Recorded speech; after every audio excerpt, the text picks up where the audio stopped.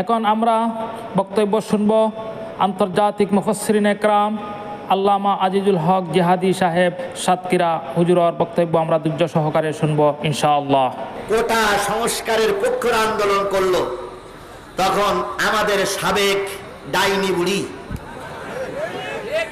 রক্ত পিপাসু গণহত্যাকারিনী, কথা বলেন ঠিক না ঠিক?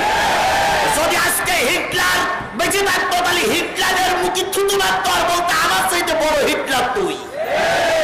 এই হিটলারের বাচ্চা, হিটলার এই গণহত্যাকারিনী তখন বলল যে এই যারা ময়দানে কথা বলছে এরা সব রাজাকারের বাচ্চা। তুমি কে, আমি কে, কে বলেছে, কে বলেছে? এই যে স্লোগান শুরু হলো, পেতনির বাচ্চা, পেতনি ডাইনি বুড়ি এবার আরো উগ্র হতে শুরু করলো, কথা বলেন ঠিক?